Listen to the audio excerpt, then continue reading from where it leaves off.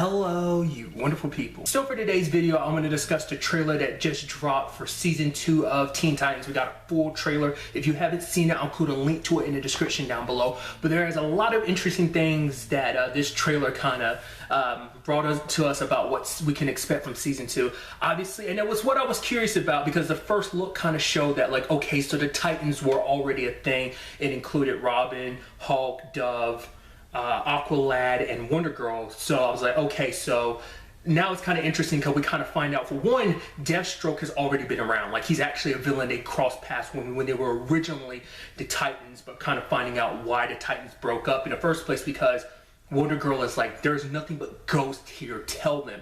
It's like, here you have like Dick bringing in like a new group of heroes to kind of train, and once again the whole next generation of Titans, or Titans 2.0, it's him training them, preparing them to be, you know, step up and be heroes.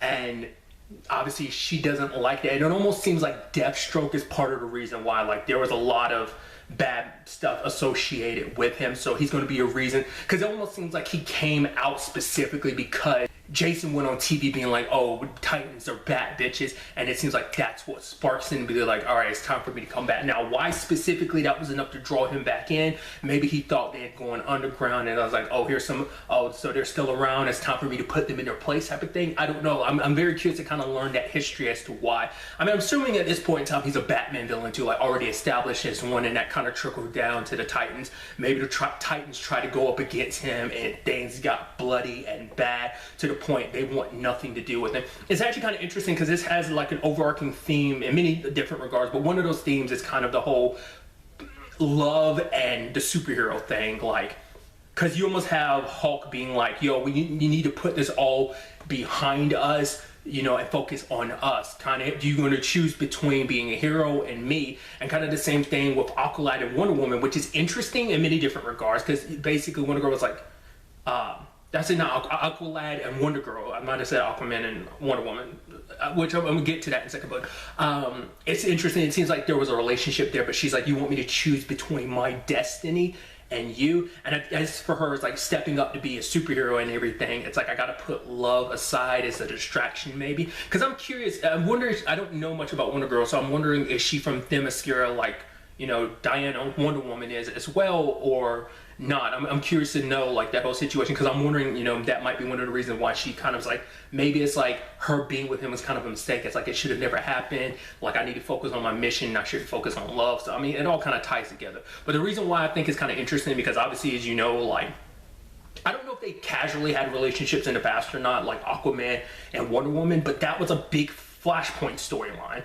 That's the reason why, I mean, it's connected. It's basically the main reason why the war between Atlantis and the Amazonians went down the way it does in Flashpoint. Once again, this is just based on like the Flashpoint, Justice League Flashpoint Paradox movie I saw. Like I said, I'm sure that follows pretty closely the Flashpoint storyline, but obviously it's probably like a lot more condensed, but whatever. So I'm like, that's so interesting that Aqualad and Wonder Girl are in a relationship. Maybe that's kind of supposed to be like a wink and nod to that to a certain degree.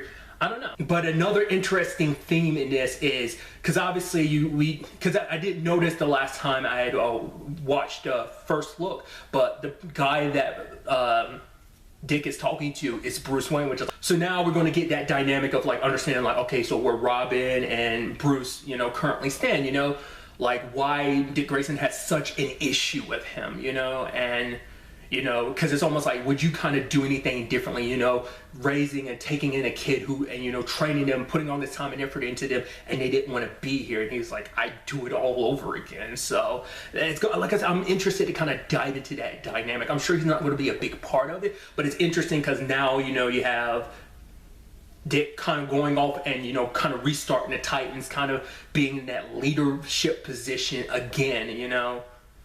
Things didn't work out last time, but now he's got to build it up again. And even at one point at the end of the trailer, they were like, you got to be, because like obviously the whole thing is like he doesn't want to be Robin anymore. Now it's like, oh, you got to step up and be Batman, which I think this is where we're going to see him find that happy medium. It's like, I'm not going to be Robin anymore, but I'm not going to be Batman. I'm going to be myself. I'm going to find out who I really am, discover who I am. And this is going to be, I think, by maybe by the end of this season, maybe not even all the way through it, he will step up and become Nightwing. Because obviously he also has a clash with like Jason kind of being an asshole, because like he's just kind of out of control of like, you're not going to stand in my way, I'm gonna do me, and you know, you're standing in my way, because I'm sure for him he also resents Dick a little bit, just because it's like, you're the reason why I'm always kind of in your shadows. I'm always probably being compared to you. It's like, I'm me. I'm tired of following rules. I'm going to do my own thing. And I got enough of Bruce barking at me. Maybe that's the reason why Jason's here in the first place.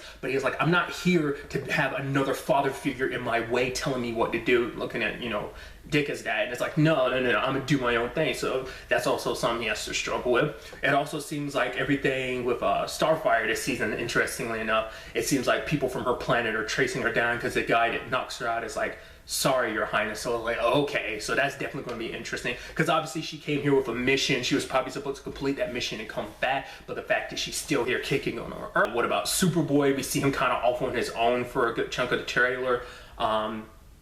Like I said, I'm curious to kind of dive into like how he came to be. Like I said, I brought it up before, but which, you know, mythology of Superboy we're going. I brought this up, obviously the whole crypto thing, like, oh, are they doing a super pets thing? But he might not be. It might, because I think that came up in Smallville too, where it's just like, no, Crypto was a dog. I think at one point Crypto ended up having powers, just because that's part of the whole Meteor Freaks angle to Smallville. So probably just going to be a regular dog just named Crypto. So they probably won't give him superpowers. Maybe not. Or maybe eventually develop them. But I'm really interested to kind of dive into this season, you know, especially, you know, kind of finding out, you know, where Dick Grayson kind of finds himself, like I said, in that leadership position, or try and do, like, you know, take what I've learned from Batman, but try to do better. But it's going to be easier said than done. Any comments down below? Let me know what you thought about the trailer. Also, what are some things you want to see / what you expect to see in season 2? Early, that's all I want to talk about. Till next time, me, be happy, be safe, live life to the fullest, enjoy it. Good day and goodbye.